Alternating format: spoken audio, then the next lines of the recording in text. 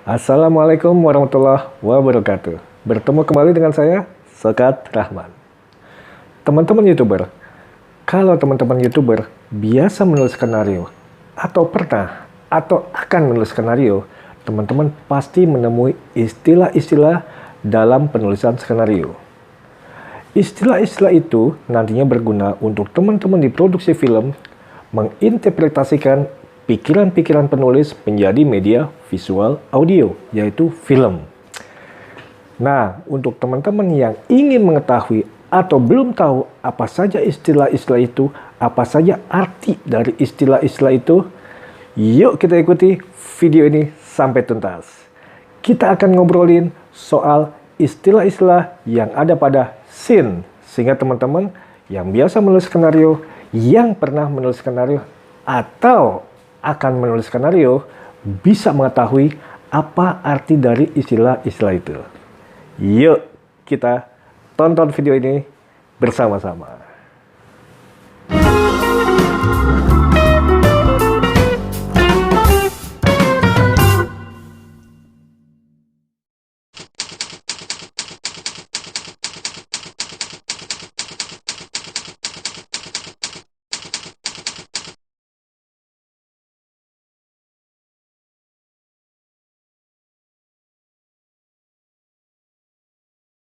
Teman-teman YouTuber, kalau teman-teman pernah mendengar kata-kata scene dalam sebuah skenario, itu juga merupakan istilah.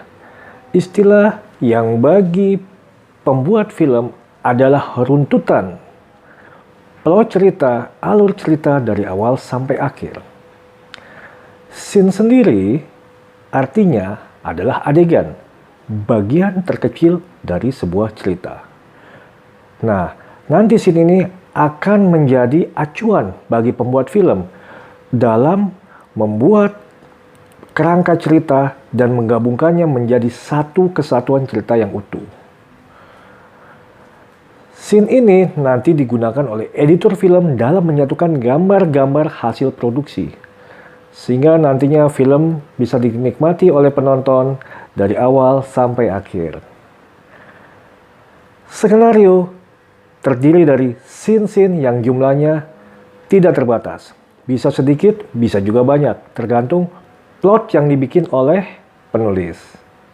Nah, ada istilah-istilah apa saja dalam scene itu?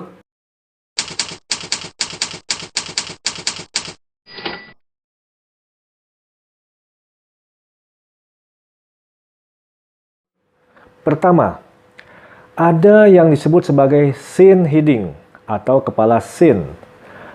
Scene heading atau kepala scene merupakan tanda dan keterangan di mana adegan itu berada. Dalam scene heading, ada yang disebut sebagai nomor scene. Nomor scene diletakkan sebelum keterangan-keterangan lokasi, set, dan waktu dalam scene heading ditulis. Jadi, pertama nomor dulu, baru nanti keterangan interior eksterior, setnya di mana, dan waktunya kapan.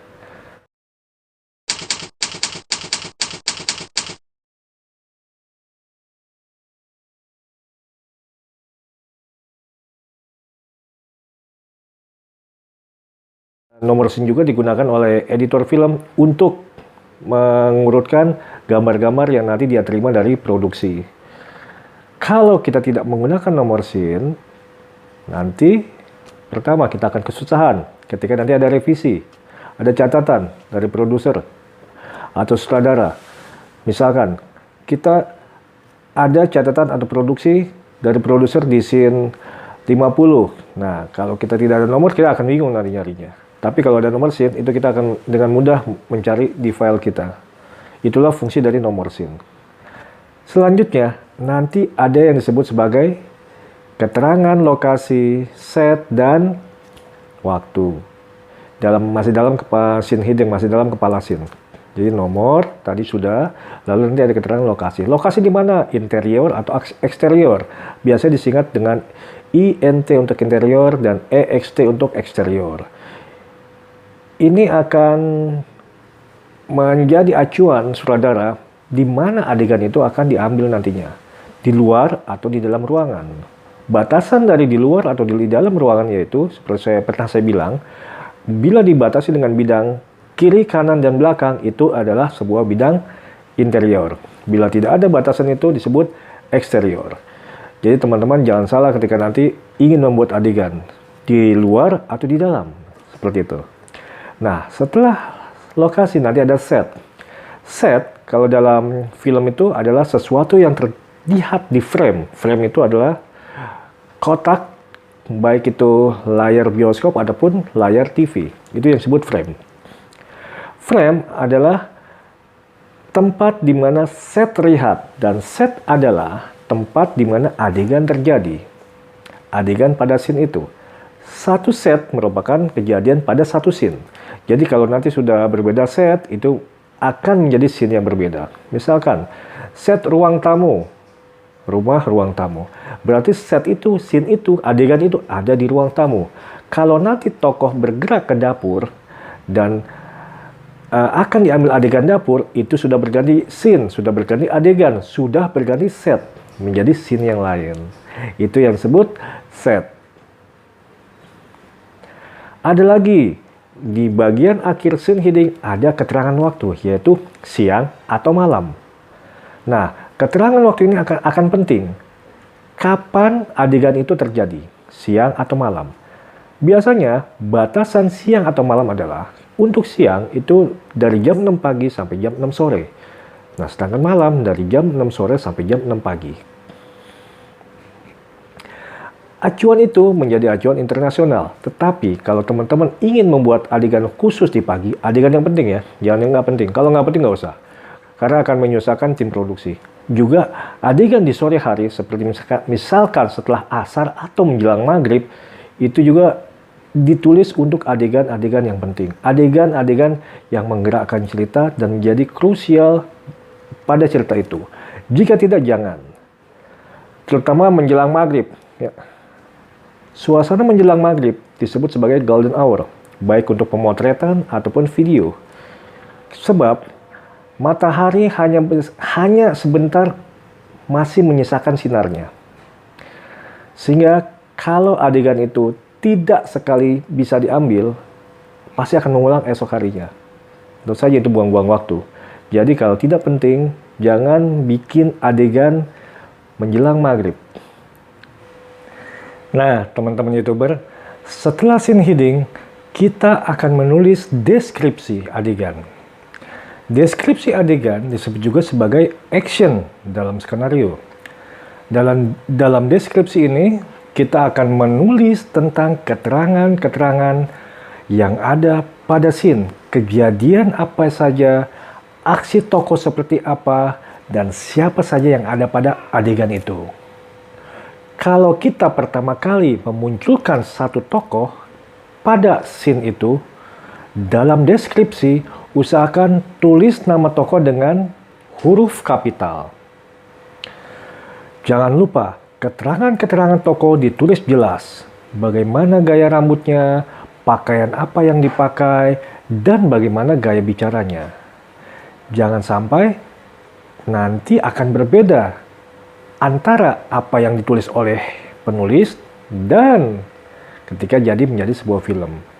Nah, dalam deskripsi ini juga saya sarankan jangan menulis point of view atau sudut pandang kamera.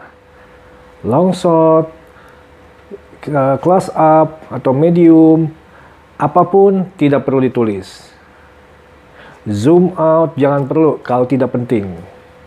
Nanti kalau zoom out itu biasanya untuk sesuatu benda atau hal yang penting dalam sebuah adegan, itu nanti menggunakan insert. Jadi sudut pandang kamera tidak perlu ditulis dalam deskripsi, karena itu merupakan wilayah kreatif seorang juru kamera atau director of photography, DOP.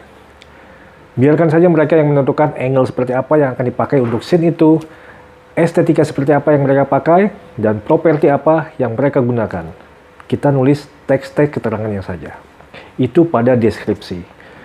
Deskripsi ditulis jelas dan detail, sehingga tidak membuat bingung tim produksi. Sehingga sutradara bisa memikirkan adegan apa yang akan dibuat pada scene itu. Itulah deskripsi. Oke teman-teman, dalam deskripsi ada satu shots yang juga merupakan istilah dalam skenario yang disebut establishing shots. Establishing shots merupakan keterangan yang menjadi pengantar untuk masuk ke adegan berikutnya. Misalkan seperti ini.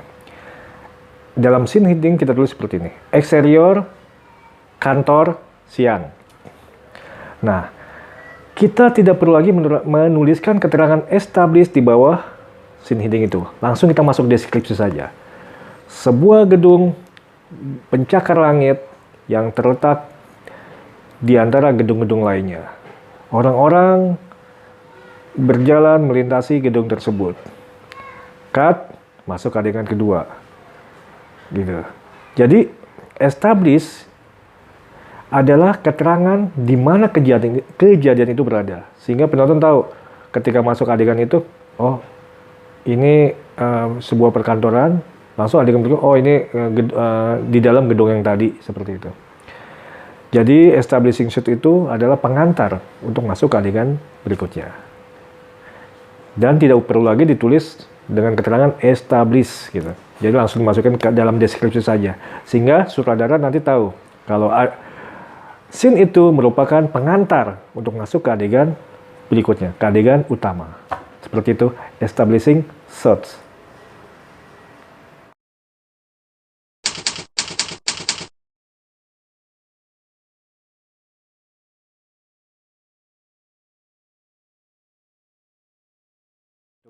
Setelah kita menulis scene heading, deskripsi, maka kita akan menulis dialog.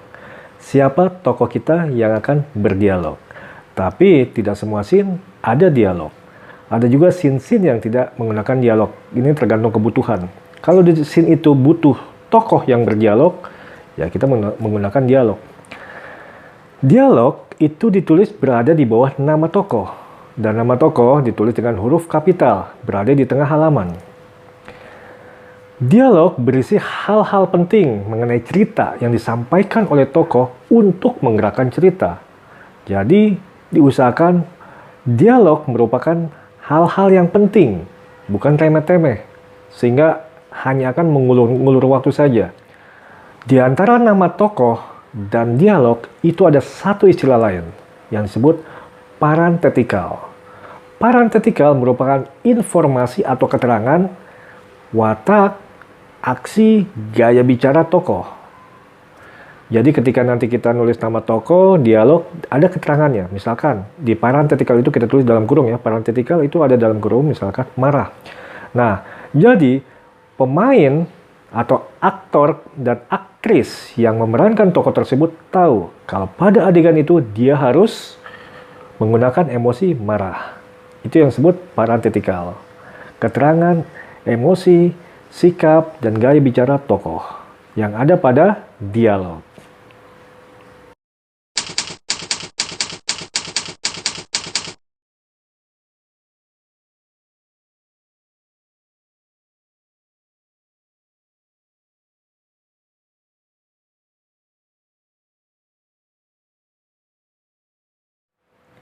Teman-teman YouTuber, masih dalam dialog. Ada dua istilah yang biasa dipakai dalam menulis skenario, yaitu VO atau voice over dan OS atau off screen atau juga disebut sebagai off sound.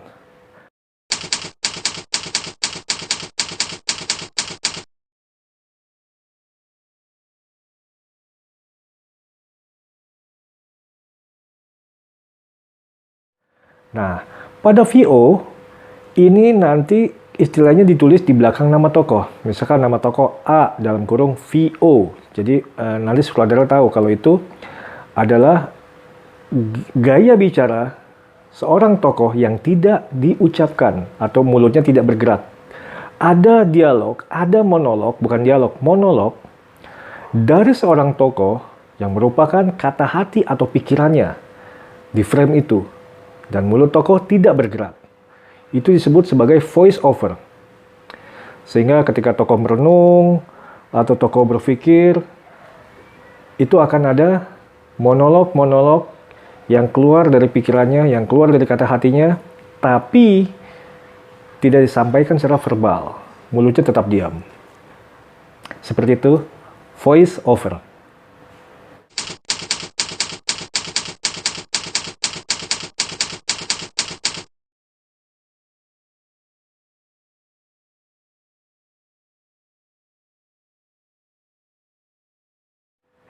Berbeda dengan voice over, pada OS atau off screen atau disebut juga off sound, ada anak nangis, itu disebut sebagai off screen. Terdengar suara tapi tidak terlihat orangnya.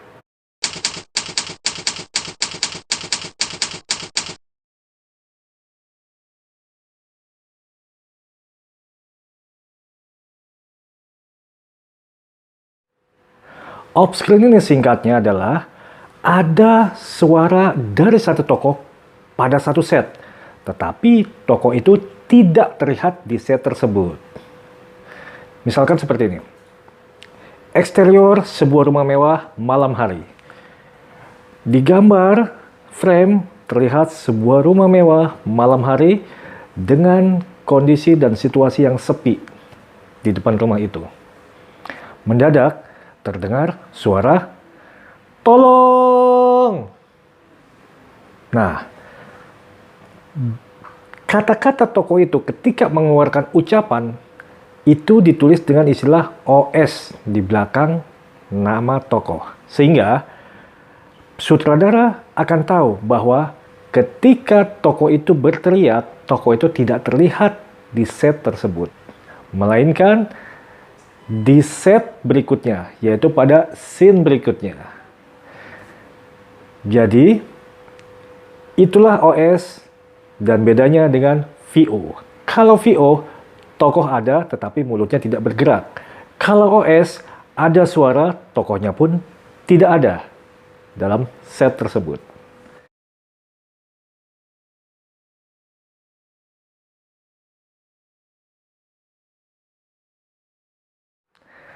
Begitulah teman-teman YouTuber, istilah-istilah yang ada pada scene yang akan kita gunakan ketika kita menulis skenario. Sehingga kita tahu apa fungsi dari istilah-istilah tersebut.